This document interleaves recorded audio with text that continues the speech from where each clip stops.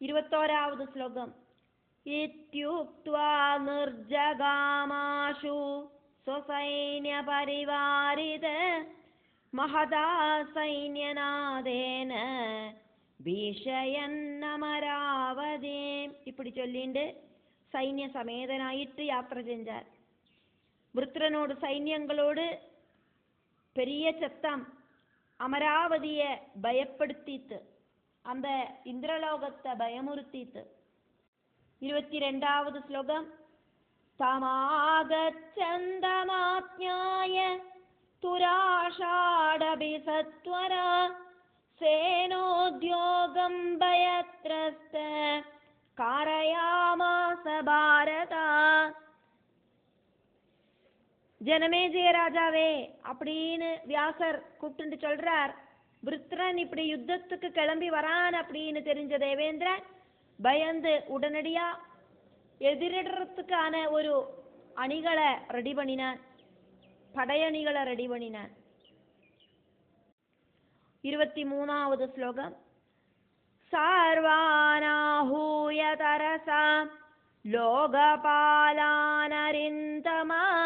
യുദ്ധാർത്ഥം പ്രേരയൻ സർവാൻ വ്യരോജത മഹാദ്യുതി. சத்ருக்களை இல்லாம பண்ணணும் அப்படின்னு நினைக்கிற இந்திரன் எல்லா லோகபாலர்களையும் கூட்டிண்டு யுத்தத்துக்கு எல்லா லோகபாலர்களையும் கூப்பிட்டு வருத்தி அவளை எல்லாரையும் யுத்தம் செய்யறதுக்கு பிரேரணை பண்ணிண்டு மகா தேஜஸ்வி ஆயிட்டு அங்க அப்ரக்கியம் இப்ரக்கியம் அப்ரக்கியம் இப்ரக்கியம் லெஃப்ட் ரைட்னு நடந்த. 24வது ശ്ലോകം. ഗൃദ്രവ്യൂഹം തദാ കൃത്വാ സംസ്ഥിത പാക ശാസന തത്രാജഗാമ വേഗാതു വൃത്ര പരബലാർദ്ദന. ഗൃദ്രവ്യൂഹം ഉണ്ടാക്കി ഇന്ദ്രൻ റെഡി ആയിട്ട് നിന്നാൻ. ശത്രു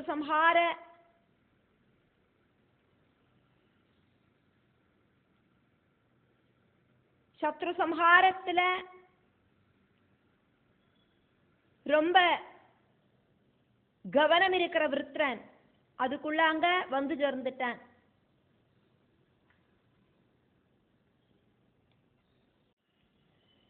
25வது ശ്ലോകം. ദേവദാനവയോസ്താവത് സംഗ്രാമസ്തു മുലോഭവത് വൃത്രവാസവയോ സംഘ്യേ മനസാ വിജയൈഷിനോ.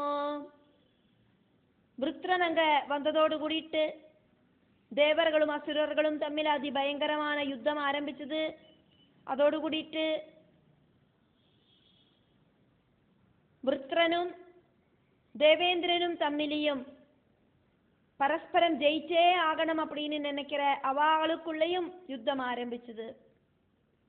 26வது ശ്ലോകം. ஏவம் பரஸ்பரம் யுத்தே சந்தீபஸ்தே பயதே வ்ருஷம் ஆகூதம் தேவதா பிராபுர் தைத்யாஸ்ச பரமாமுதம். இப்படி தேவர்களும் அசுரர்களும் தம்மில பயமுண்டாக்குற அளவுக்கு யுத்தம் கத்தி ஜொலிச்சுட்டு இருக்கிறத தேவர்கள் சிந்தனையோடு கூடிட்டு மௌட்யமாயிருந்தா. அதனால அசுரர்களுக்கு தெம்பு ஜாஸ்தி ஆயிடுத்து. 27வது ശ്ലോകം. தோமரைர் பிந்தி பாலைஸ்ச கட்கை பரசு பட்டிசை ஜக்னு பரஸ்பரம் தேவ தைத்யா ஸ்வஸ்வராயுதே.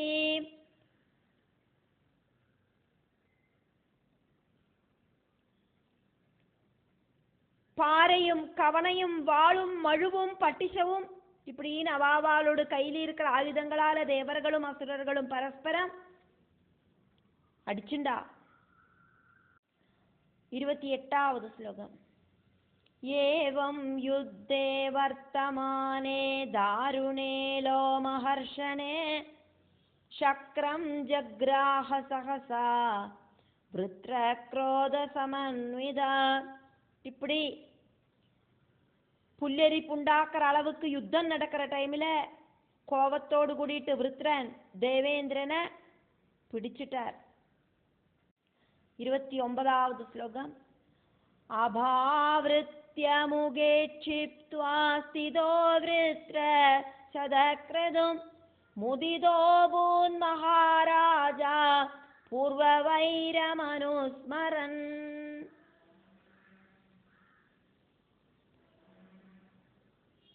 இந்திரன் போட்டிருக்கிற கவசங்கள் எல்லாம்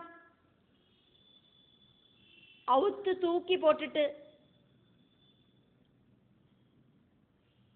100 அஸ்வமேத யாகங்கள் பண்ணிட்டு இந்திரனாயிட்டு இந்திர பதவியில இருக்கிற அந்த சதக்ரதுவை விருத்ரன் வாயில போட்டு முழுங்கிட்டு அப்படி நின்னார். அப்படின்னு சொல்லிட்டு இப்ப சொல்றார் வியாசர் ஜனமேஜயன் கிட்ட, மகாராஜாவே, விருத்ரன் பழைய வைராக்கியம் நினைச்சு பார்த்து குஷி பண்ணினான், குஷியோடு கூடிட்டு நின்னான்.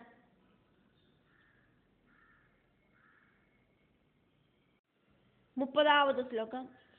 ஷாக்ரே கிரஸ்தேத விருத்ரேன சம்பிராந்தா நிர்ஜராஸ்ததா சுக்ருஷு பரமார்த்தாஸ்தே ஹா சக்ரேதி முகுர்முகு. விருத்ரன் தேவேந்திரனை முழுங்கினப்பா என்ன பண்றது ஏது பண்றதுன்னு தெரியாதக்கி தேவர்கள் எல்லாம் ஹா இந்திரா ஹா இந்திரா அப்படின்னு மறுபடியும் மறுபடியும் கூப்பிட்டு கத்தினா. 31வது ஸ்லோகம். அபாவ்ருதே முகே சக்ரம் ஞாத்வா சர்வே திவௌகசா ப்ருஹஸ்பதிம் பிரணம்யோஜோர்வினா வ்யஜித சேதசா.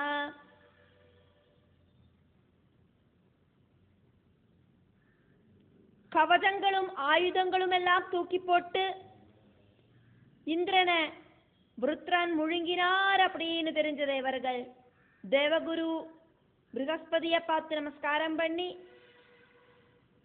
ரொம்ப தயனீயமாயிட்டு பயந்து வரைச்சு இப்படி கேட்டா. 32வது ஸ்லோகம். கிம் கர்த்தவ்யம் திஜஸ்ரேஷ்டா त्वमस्माकं गुरुपर शक्रोग्रस्तस्तु वृत्रेण रक्षितो देवदान्तरे. हे பிராமண உத்தமா, எங்களோட குருவே, நாங்கள் என்னவாக்கும் இனி செய்யணும்? நீங்களாக்குமே எங்களோட உத்தம குரு. தேவர்கள் காப்பாத்துறதுக்கு முயற்சி பண்ணிட்டு முடியாம இந்த இந்திரனை விருத்ரன் முழுங்கிட்டானே, அவனோட வயிற்றுக்குள்ளையாக்கமே இப்ப இந்திரன் இருக்கிறது. 33வது ஸ்லோகம். விநாசக்ரேண கிம் குர்மா சர்வே ஹீன பராக்ரமா அபிசாரம் குரு விபோ சத்வர சக்ரமுக்தயே. இந்திரனில்லாக்கி நாங்கள் என்ன பண்ணுவோம்? எங்களோடெல்லாம் பயம் ஜாஸ்தியா இருக்கு, எங்களோட சக்தி இல்லாம போயிடுத்து. அதனால தேவர்ஷியான நீங்கள், தேவகுருவான ப்ருஹஸ்பதியான நீங்கள் இந்த இந்திரனை காப்பாத்துறதுக்கு உடனடியா ஆபிசார பிரவர்த்திகளை செய்யணும். அதுக்கு ப்ருஹஸ்பதி பதில் சொல்றதாக்கும் அடுத்த ஸ்லோகம். அதனால ப்ருஹஸ்பதிஹி உவாச்ச. 34வது ஸ்லோகம். கிம் கர்த்தவ்யம் சுராட்சிப்தோ முகமத்யேஸ்தி வாசவா விருத்ரேணோல்சாதிதோ ஜீவன் அஸ்தி கோஷ்டாந்தரே ரிபோ. தேவர்களே, என்ன வாக்கம் செய்யறது? விருத்ரன் வாயில போட்டு முழுங்கின இந்திரன் இப்ப ஜீவனோடு கூடிட்டு சத்ருவான விருத்ரனோட வயத்துக்குள்ள போய் உட்காந்துட்டு இருக்கானே. அதுக்கப்புறம் அங்க என்ன நடந்தது அப்படிங்கிறத வியாச பகவான் சொல்றார். அதனால വ്യാസ ഉവാച 35ാவது ശ്ലോകം. ദേവാശ്ചിന്താതുരാ സർവേ തുരാസാഹം തദാ കൃതം ദൃഷ്ട്വാ വിമൃശ്യ തരസാ ചക്രുര്യത്നം വിമുക്തയേ. ഇന്ദ്രനെ വൃത്രൻ മുഴുങ്ങിനதை பார்த்துட்டு பயந்து போன தேவர்கள் எல்லாம் கூடி ஆலோசனை பண்ணி இந்திரனை மோஜிப்பிக்கிறதுக்கு என்ன வழி அப்படின்னு யோசனை பண்ணினா. 36வது ஸ்லோகம். அஸ்ருஜந்த மகாசத்வா ஜ்ரும்பிகாம் ரிபுநாசினி ததோ விஜ்ரும்பமான சவ்யாவ்ருதாஸ்யோ பபூவஹ. சத்ரு சம்ஹாரத்துக்கான சக்தி இருக்கிற ரொம்ப உக்ரரூபியான ஜிரும்பிகைய அவ சிருஷ்டிச்சா, എന്നിട്ട് அனுப்பிவிட்டா. ஜிரும்பிகை விருத்ரனில தன்னோட சக்தியை பிரயோகிச்சோன்னு அந்த விருத்ரன் வாயை திறந்து கொட்டாவி விட்டான். 37வது ஸ்லோகம். விஜ்ரும்பமானஸ்ய ததோ விருத்ரஸ்யாஸ்யாதவாபதத் ஸ்வான்யங்கான்யபி சம்க்ஷிப்த நிஷ்க்ராந்தோ பலசோதனா.